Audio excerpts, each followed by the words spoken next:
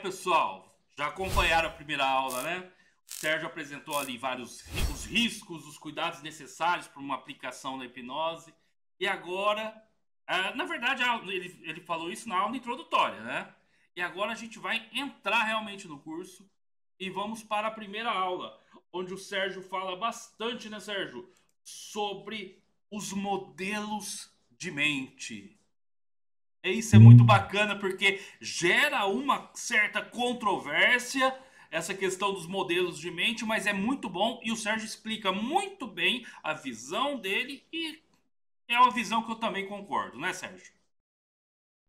Eu acho que é legal, assim, o jeito que eu falo é para você entender, assim, que a minha interpretação sobre modelos de mente e a interpretação de algumas linhas de atuação do hipnotismo, ela é a mais adequada para o uso clínico, né?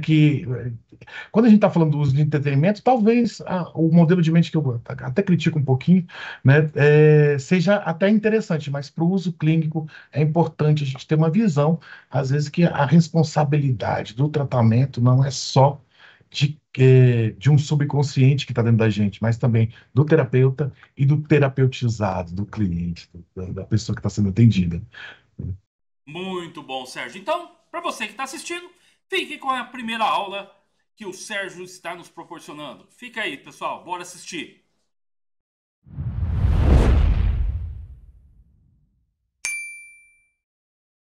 Como é que você se sentiria se todos os conceitos que você já viu sobre hipnose, ou eles são antigos, ou eles são ultrapassados, ou eles são fantasiosos? Vamos pegar essa aula aqui agora para a gente abrir um pouco a mente e entender o que não é hipnose. O objetivo dessa aula é trazer novos conceitos, mudar a sua percepção sobre hipnose para você entender melhor quando eu for explicar o que é hipnose. Então vamos tirar o lixo da história e vamos falar da verdade. A primeira coisa que eu queria mostrar para vocês e falar para vocês sobre os mitos da hipnose, que é um conceito que ele não é, ele é um entendimento sobre o modelo da mente. E é muito comum, vocês já devem ter visto isso em algum lugar, o modelo da mente de Gerald Kein, que ele é muito utilizado e entendido por muitos hipnotistas, fundamentalmente aqui no Brasil. A gente vê no mundo também, mas no Brasil é onde que a gente vê mais. Você deve ter visto aquela imagem de um iceberg, onde fala que a parte de cima, que está em cima da água, que é a parte menor, é o nosso consciente, a parte de baixo é o nosso subconsciente. É a parte maior, é onde tudo acontece. E tem o limite, né, da parte que está entre o ar e a água, é a nossa faculdade crítica, que algumas pessoas também falam como fator crítico. E daí, é como se o nosso subconsciente fosse uma segunda pessoa dentro de você, em que ela controla tudo que o nosso consciente faz, sendo que o nosso consciente não percebe. O nosso subconsciente tem a função de nos manter vivos, de que a gente tenha uma vida melhor, ou dentro de um conceito que o subconsciente só ele entende. E daí, quando a gente faz a hipnose, o que a gente faz? A gente rebaixa essa faculdade crítica, que é o limite, é o divisor, é o bloqueio que acontece entre o consciente e o subconsciente. A gente rebaixa essa faculdade crítica e através desse rebaixamento eu consigo acessar, manipular e alterar o subconsciente. Eu resumi bastante o conceito de subconsciente, eu sei que tem muito mais aprofundamento a respeito disso, mas eu vou falar que eu não gosto desse conceito. Por quê? Porque mostra, principalmente em psicoterapia, porque é um entendimento talvez um pouco infantil do poder do que a hipnose faz e também de como a transformação acontece, de como as mudanças acontecem nas pessoas. Me incomoda o fato de ter esse entendimento que só através da hipnose eu consigo acessar o subconsciente, e aí eu faço uma manipulação desse subconsciente e a partir daí o subconsciente começa a agir de forma escondida. É como se a pessoa não tivesse responsabilidade na melhora dela.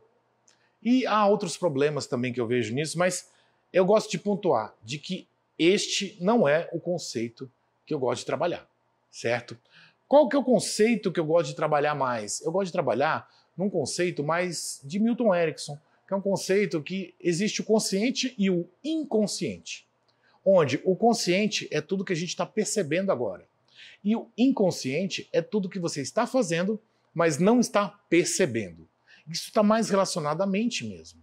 Eu acredito que não é uma entidade que está escondida, não é uma coisa que a gente faz totalmente sem perceber. O inconsciente, ele entra muito nos pensamentos automáticos, nas ações automatizadas. Vou dar um exemplo. Quando você está dirigindo, você faz vários movimentos e toma várias decisões de forma automática. Você não pensa, daqui a 20 metros eu vou precisar pisar no freio porque o carro da frente está desacelerando. Não, você automaticamente faz isso.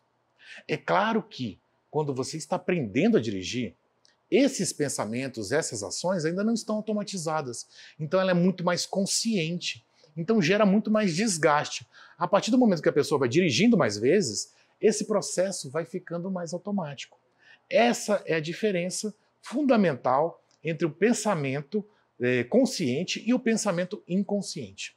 Tem um livro de Kahneman, que é o Rápido e Devagar, Duas Maneiras de Pensar. É muito interessante e ele aprofunda bastante esse entendimento de como a mente funciona. Onde o pensamento rápido são os pensamentos inconscientes, automatizados, e o pensamento lento é o pensamento consciente, que precisa de uma análise maior. É onde o nosso cérebro ainda não está acostumado e adaptado para ter respostas rápidas e com menos gasto de energia.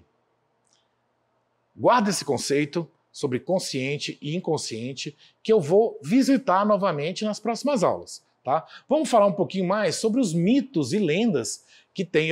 São vários, então eu vou usando aqui a minha colinha aqui no meu Cucart. Tá? Temos os mitos e as lendas. Primeiro, que a hipnose é um domínio de mentes, onde a pessoa que está sendo hipnotizada ela é dominada mentalmente pela outra pessoa. Isso é uma coisa comum de se imaginar. Quando a gente vê hipnose de entretenimento, a gente vê muito um entendimento de que o hipnotizador está dominando, fazendo a pessoa comer cebola achando que é maçã. Realmente, isso acontece. Não é truque e não é combinado. Realmente, tudo que você vê naquelas hipnoses de palco, hipnose de rua, acontece mesmo. Quem é hipnotista sabe. Mas o motivo não é porque a pessoa está dominando a mente da outra. Na verdade, quando a gente trabalha a hipnose, a gente põe a pessoa num estado em que os automatismos do inconsciente fica mais evidente e mais presente. Então, o hipnotista usa disso para que a pessoa mude as percepções de realidade dela. A postura do cara do entretenimento é de mostrar que está dominando a mente. Porque é um show, é uma arte, mas não há o domínio de mente. A pessoa tem um total controle do que está acontecendo com ela. Ela está presente, ela não perde a consciência, certo? Outro mito também, um medo que as pessoas têm, e é uma pergunta muito comum, se a pessoa ficar presa no transe. Não fica preso. A pessoa, ela sai do transe a qualquer momento. No momento em que ela quiser. No momento em que o processo acabar. E se, por exemplo, eu estou hipnotizando alguém e eu desmaio, ou eu morro, a pessoa não vai ficar hipnotizada pro resto da vida. Ela, em algum momento, ela vai sair daquele estado, que é um estado natural da pessoa. Quando eu falei, por exemplo, do dirigir, a gente pode até fazer uma analogia da hipnose do dia a dia, que esses processos automáticos ao dirigir é um processo hipnótico. Você não precisa você não fica preso, depois que você sai do carro, você não fica preso naquele estado. Você para, você muda, né? Outra coisa é o conceito de reprogramação mental. Eu não gosto muito desse conceito, porque a gente precisa de alguns aprofundamentos sobre o funcionamento cerebral para entender o que é essa reprogramação. Se a gente usar esse termo para leigos, há um entendimento de que eu vou lá, usando aquele conceito daquele modelo da mente do iceberg que eu mostrei para vocês. Eu vou lá, rebaixo sua faculdade crítica, falo com o seu subconsciente, pronto, reprogramou, mudou a forma como o seu cérebro funciona e pronto, reprogramei a sua mente. É claro que se a gente pegar conceitos de neuroplasticidade, pegar conceitos da lei de Hebb, né, que são alguns conceitos da neurociência, a gente entende que a gente consegue mudar o nosso funcionamento cerebral. Que poderíamos dizer, de forma analógica, que é uma reprogramação mental. A gente pode falar isso. Só que são vários conceitos para a gente fazer essa analogia de reprogramação mental. Por isso que eu não gosto desse entendimento que os leigos vão achar que basta falar uma coisa que vai mudar tudo. Não é bem assim. A mente não é tão simples assim. Não vamos simplificar uma coisa tão complexa como a nossa mente e a nossa psique. Outro mito, né, que é um estado parecido do sono. Realmente, quando Braid ele foi cunhar, começou a estudar hipnose, ele julgou que era um estado muito próximo do sono, seria um estado entre vigília e o sono. E por ser esse estado, ele deu o nome de Hipnos. Né? Ele pegou o nome do deus Hipnos e botou na hipnose, no neurohipnotismo. Né? E daí, ele estudando mais, ele viu que esse nome não encaixava, porque a hipnose não era um estado de sono.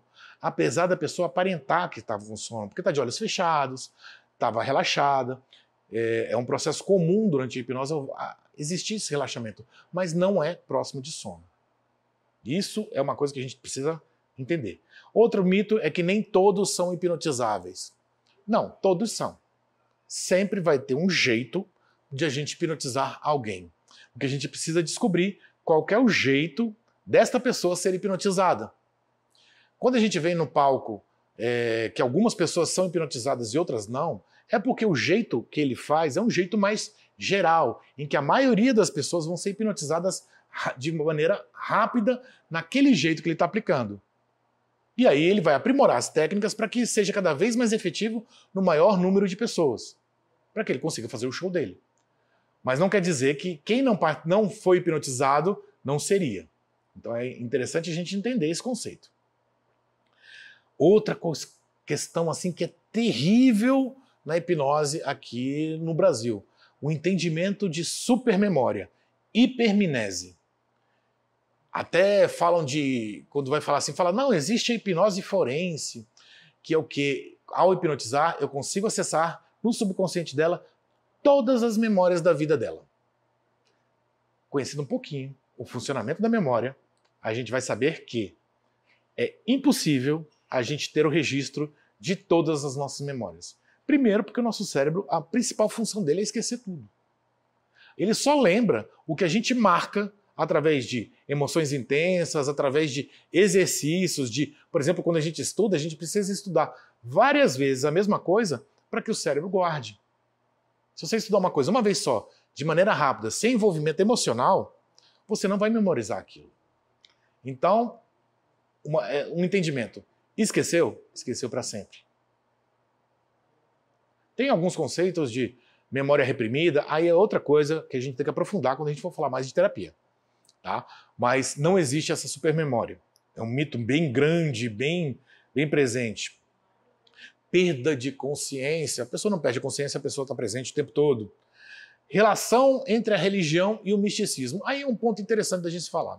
A hipnose, ela é uma ferramenta mental em que a gente pode aplicar em várias coisas. A gente pode aplicar no entretenimento, a gente pode aplicar em uma psicoterapia, em quaisquer tipo de psicoterapia. Se você trabalha com Gestalt, com psicanálise, com terapia cognitivo-comportamental, análise do comportamento, você pode botar a hipnose dentro disso, que é uma ferramenta.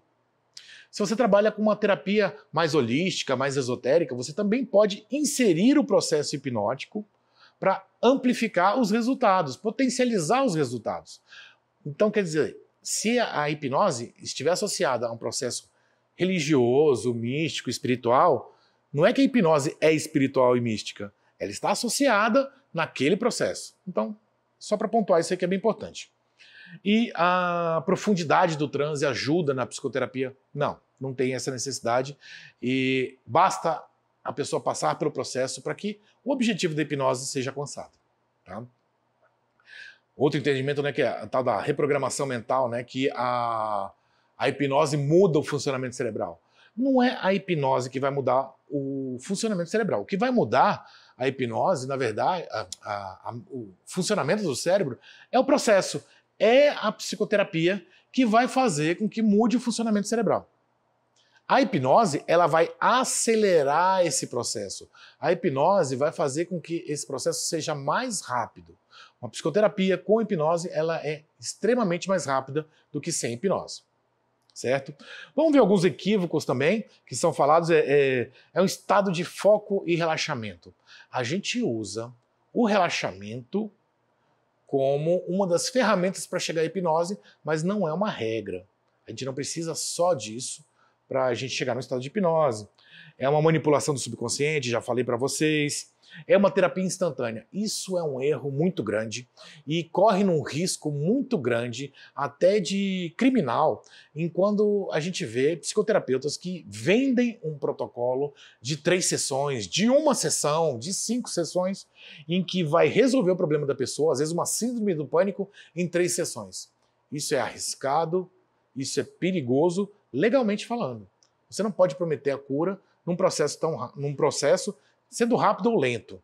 E também é uma falta de entendimento da psicologia, da psique, do funcionamento cerebral, entender que um problema de uma pessoa vai ser resolvido com um protocolo definido. Eu sou contra os protocolos.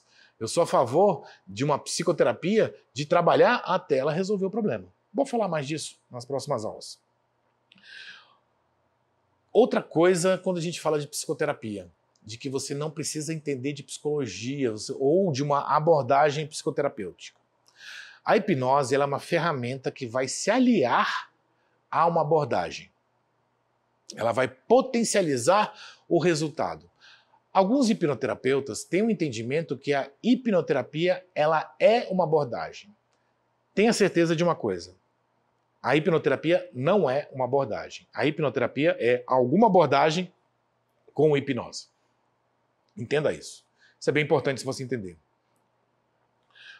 Um entendimento também que algumas pessoas falam: Freud usou a hipnose e abandonou por 2 vezes. Concordo com Freud quando ele abandonou. Porque por 2 vezes ele usou primeiro uma hipnose que era baseada somente em sugestão. Então, 3, 2, 1, durma! 3, 2, 1, você vai parar de fumar agora. Eu não resolvi o problema da pessoa. Eu só dei uma sugestão para que ela parasse de ter um comportamento naquele momento.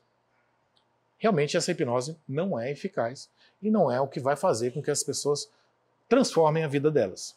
E a segunda vez foi utilizando a regressão. Vou ter uma aula falando só sobre regressão hipnótica, que a hipnose regressiva que ele utilizou, realmente eu não usaria e realmente traz os problemas que ele encontrou, que eu vou citar a aula de regressão.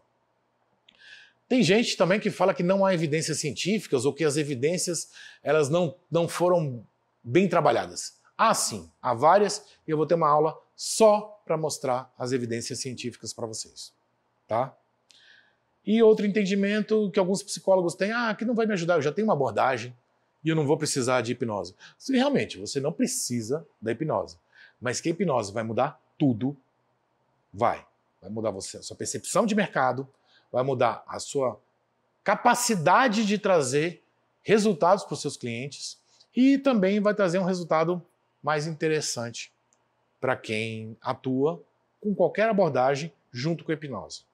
Então, acho que já bati bem no martelo que a hipnose não é uma pseudociência, a hipnose não é uma lenda, ela é uma coisa real. Só que eu já tirei as lendas. E na próxima aula, você já sabe o que não é hipnose. Na próxima aula você vai saber os tipos de hipnose, o que é hipnose. Então, eu te vejo na próxima aula.